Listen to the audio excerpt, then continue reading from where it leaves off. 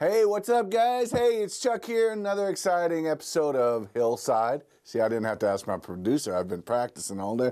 I've been saying it, Hillside, Hillside. Hey, can I get a little monitor action there? No? Oh, hey, there we go. Yes, look. There, hey, problem solved. Hey, how you guys doing? Today, I'm taping on Friday. Man, it is cold. It is very cold. But, man, this is going to feel like summer compared to next week. Next week for a high on Thursday, you know what it's supposed to be? -11 for a high. It's supposed to get down to -23 for a low with the wind chills in the -40s. So yeah, it's going to be a little brisk Friday morning when you get up to go to work.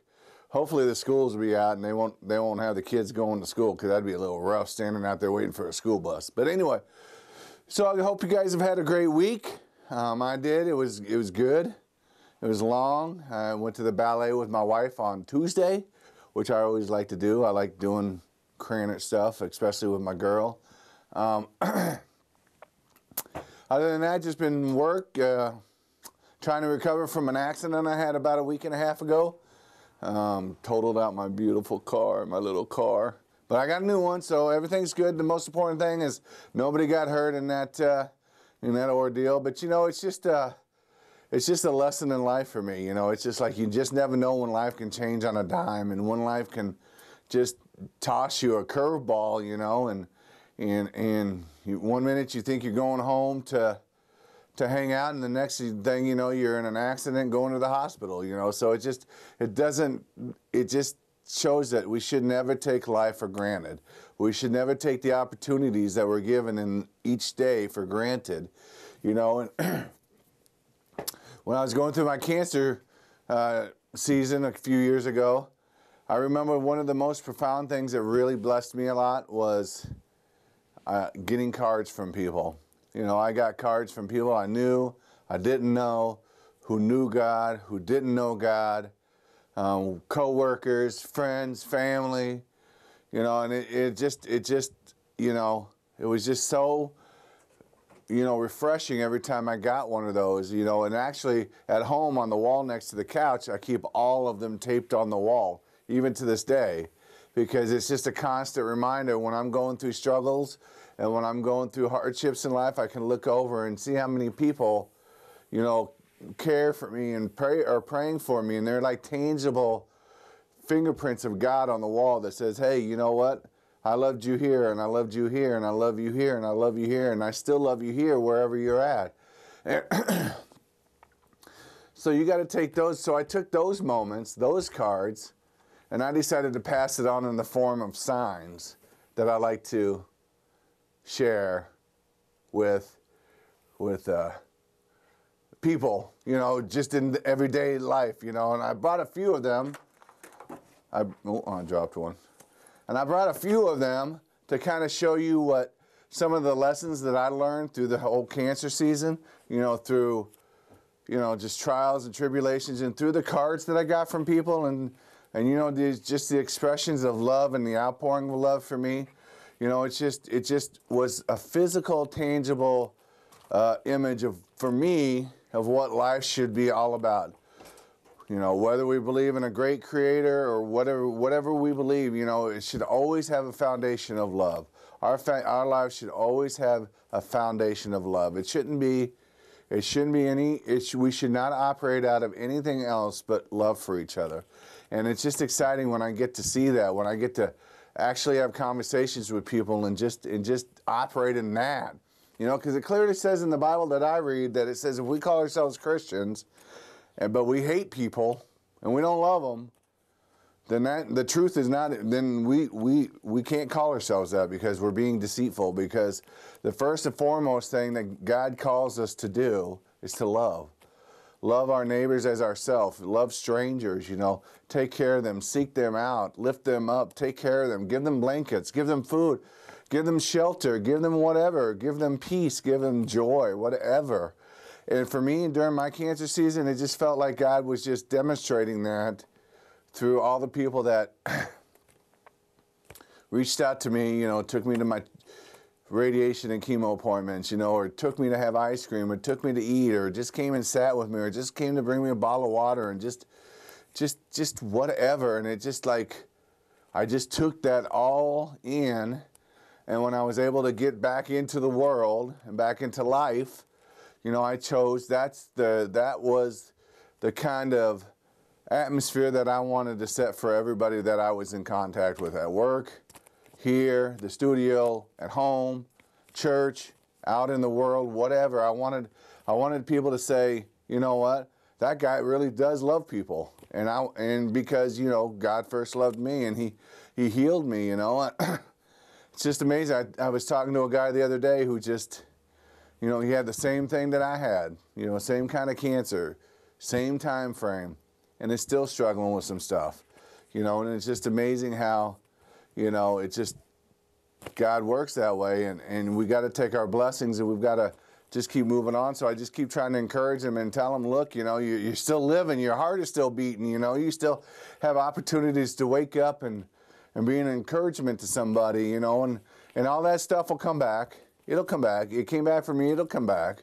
But you just got to learn patience. And that's another thing God taught me through that whole ordeal, was patience, because I'm a very impatient person. I'm like, you know, I'm one of these guys, I'm like, why buy it on Amazon and wait 3 days to go get it when you can just get up and go to the store to get it? But, you know, but God taught me how to teach me patience, because towards the end of it, I'm a driver. I like to drive. I drive for a living, you know, and I felt like once I could get back to driving, you know, then I would feel somewhat normal again. And it was like, it was always a little setback, and just a little setback. And I think, okay, I'm going to be able to drive next week. And then, you know, it would push back another week and another week. And I got frustrated, and God just said, calm down. It's going to work itself out.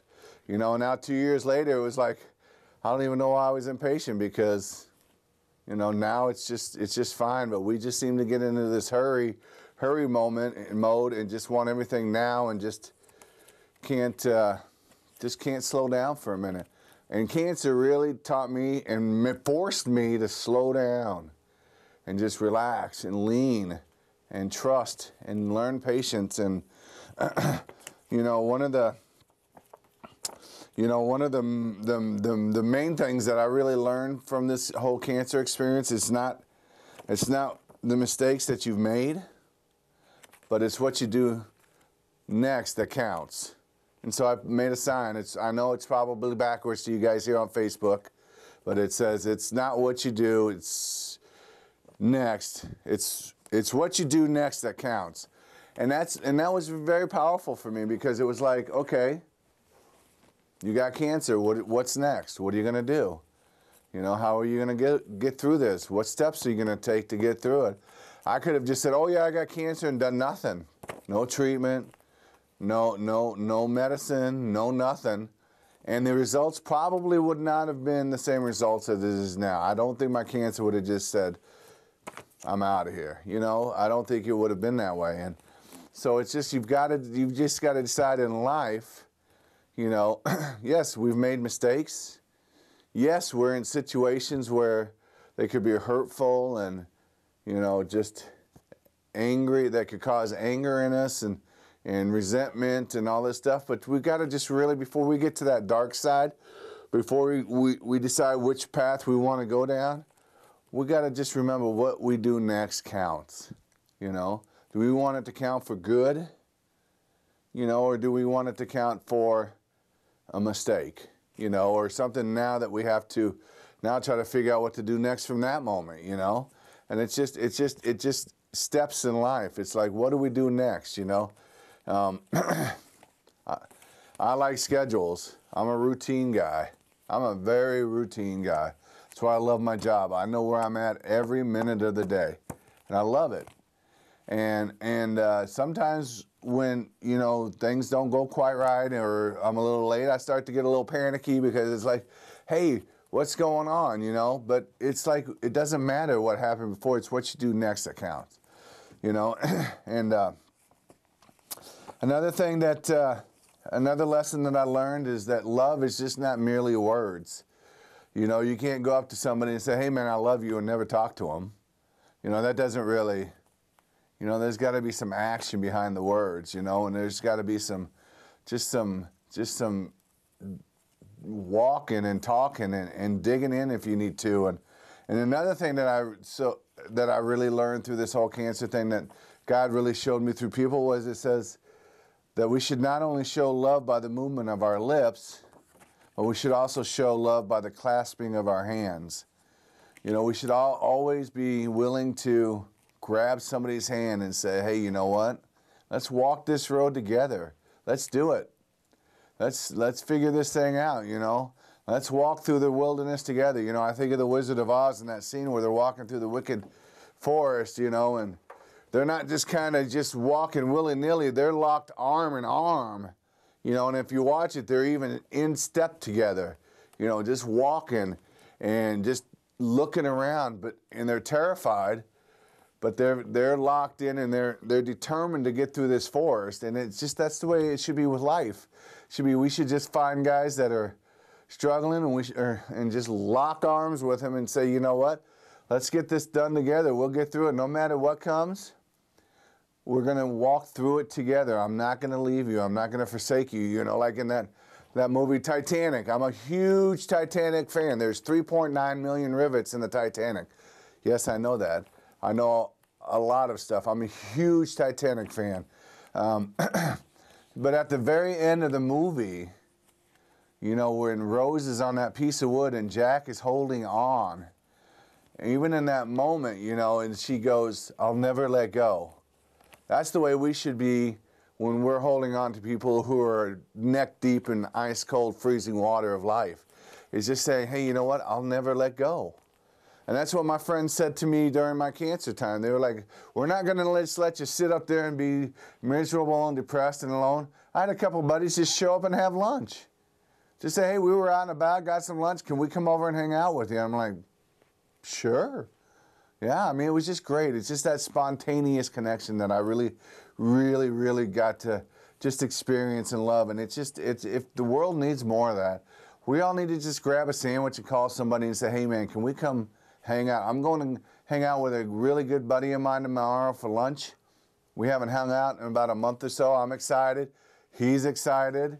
So, yeah, it's just, you know, those moments of connection just really should just invigorate us and motivate us to just love each other, you know. And love is just always got to be the key here. Love always has to be the point of attack for us. It can't be anything about us. It can't be anything what we're trying to get out of it, because that's not going to work. It can't be anything about, oh, what can I do? You know, it's we've got to do, what can God do through us, and just get out of the way. You know, just get out of the way and let him do it all, because he's the one that's going to do it anyway. We can't do it. We fail miserably in our own strengths. I learned that lesson daily. You know, when I try to do things in my own strength and all that, you know, I fail, because it's just, I'm human. We're humans. And it's just, another thing that I learned, you know, is, you know, I thought for a moment that cancer was going to defeat me. There was a time I thought, I'm not bouncing back from this. You know, I'm not coming back. You know, I'm not going to get back to work. I'm not going to get back to any kind of normalcy in my life. I'm going to be this hermit. You know, I'm going to be that old man Simpson in the haunted house that kids run by and say, ooh, don't go in that house. That old man Simpson lives in there. But, you know, and it just, I felt like the cancer was just trying to stop me, you know, and block me and do all sorts of stuff. And so, you know, another lesson that I learned through that whole experience was, that I like to share with people, is you can't let anybody in this world, first of all, you can't let anybody tell you who you are but you. You should not listen to the junk that the world tells you. You know, what the world thinks you are is not who you are. You know, you gotta stand true to yourself, and you gotta stand true to how you were created, and how much you are loved, and how much love was planted in you from birth, you know, you know, but too many times the world just tries to stomp that out of us and get us to second guess ourselves and doubt ourselves, and say, well, maybe, you know, maybe you're right, maybe I am a failure, maybe I am no good, maybe I am this and that. But, you know, and one powerful lesson that I learned that I really focused in on when I was fighting cancers is that I told cancer that he wasn't going to stop me, block me, or mock me. I was going to make my dreams real, and my dreams at that point were to get back, was to get out of the recliner. I spent months in the recliner. I would go get the radiation treatment, come home, and spend all day in the recliner. I was in the recliner for so many months that I had to go to physical therapy to get my shoulder back to normal because it had begun to conform to the shape of the back of the recliner. You know, I had got stuck in that junk and that mindset that says I got cancer, I'm going to die. You know, but you know, God just kept saying, just trust in me. Trust in what I'm showing you and what I'm teaching you through these moments and through these visits and through these guys that are, you know, just being placed in your life, you know. And it was earth-shattering for me. It was mind-changing, you know. And so it's just been wonderful to see that. And I've been able to, you know, share jokes with people, you know. Most people are courteous and laugh. Not around here. I mean, yes, but he's not listening. But anyway, yeah, just kidding. They love my jokes here. You know what? Don't let them fool you. They wait in high anticipation Monday through Thursday until 3 o'clock rolls around. They're like, yes, Chuck's coming. There's a joke. I see. Thumbs up. I told you. So anyway, so yeah, so just when you were going through the doldrums of life and life tries to hit you in the face, you know, try to learn from the lessons of what God's trying to teach us in those moments, you know. I used to think, man, whew, I'm glad I survived cancer, which I am thankful. But I don't think that's what the mindset of God wanted me to have coming out of that season, was that just be thankful that you survived. I think there was a lesson in there that he wanted to teach me. Not saying, now let's not get confused here. I'm not saying God gave me cancer so he could teach me a lesson. That's not it. But God can take any situation in our life and use that as a lesson for us to learn something from. You know, so that way it betters us, and then in turn we can go out and better somebody else's life. You know, because that's what it's all about. When Jesus walked on the earth, he didn't care about himself. He spent every moment of the day in his journey trying to make somebody else's life better. You know, and that was his whole purpose. You know, and we should be doing the same thing. We should be trying to reach those who are sick and hurting and lost, you know. I text people all the time. I ask them how they're doing. You know, if I haven't seen them in a while, I'll say, how you doing? What's going on? You know, I just try to just bring a friendly spirit to every situation that I'm in, you know, and just try to make somebody's life a little bit better because of those moments when somebody took time to try to make my life a little bit better. See how that works? You just pass it on. You know, it's the pay it forward, you know, love. You know, it's not just, oh, you just soak it all in, take it, and never give it out. Because then it doesn't end up being love. It ends up becoming pride and ends up becoming like, oh, what can I get for myself? You know, keep loving me, keep puffing me up, keep doing all this and that and the other. But we should be like a water wheel. You know, like those old water wheels that they used to generate electricity back in the olden days? The water would come in, the wheel would spin, and then the water would come back out. And it would just be one continuous cycle. And that's what our love wheel should look like. It should be God's pouring into us through whatever, you know, people or situation that he brings into our life, pouring out, and then it should be pouring into somebody else, you know. And then they should be pouring that into somebody else. Man, could you imagine what kind of world we could be in if love was the foundation of how we interacted with everyone? Man, wouldn't that be crazy? I can tell you it'd be probably a little better than it is now. I mean, obviously, you know, hatred doesn't fix cracks. Makes it worse. So anyway, so yeah, I'm just excited about being here with you guys. I hope you guys survived the weekend. Supposed to be snowing first part of this week again. I know I'm tired of snow. Tired of it. I would rather have the freezing cold temperatures like it is than have snow. Because then that stuff just freezes. And then that stuff's here in August. I am not shoveling my driveway in August. I'll tell you, if I have to shovel in August, I'm moving. We will take this show remotely. We will not be taping at UPTV. We will be taping in Florida. But anyway, so hey, thanks for tuning in. I'm glad you could join me for a few minutes. I am going to end with a couple really corny jokes because, you know, I know you guys love those and expect them. So anyway, here we go. What'd one hat say to the other hat? Between you, oh no, I ruined the joke. I just mixed two jokes together because you know why? I'm sitting here reading my flashcard.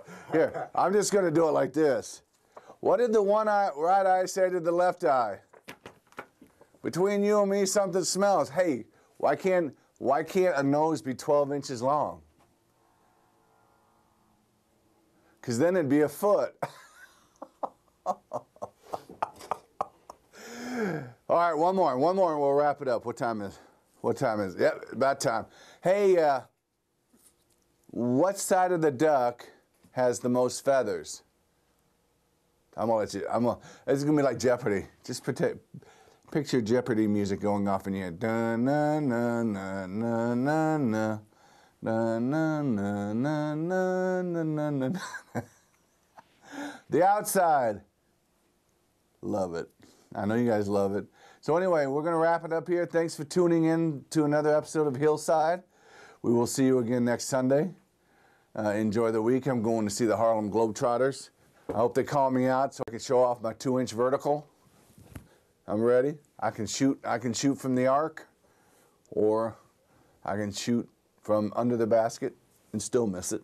But anyway, so have a good weekend. I hope you guys get out and just have some fellowship and community with each other. Love each other. Enjoy each other's company. Just go out and just say, man, I'm so glad I get to be with you this weekend. And we'll see you again here on another exciting, can't miss episode of Hillside. See you guys.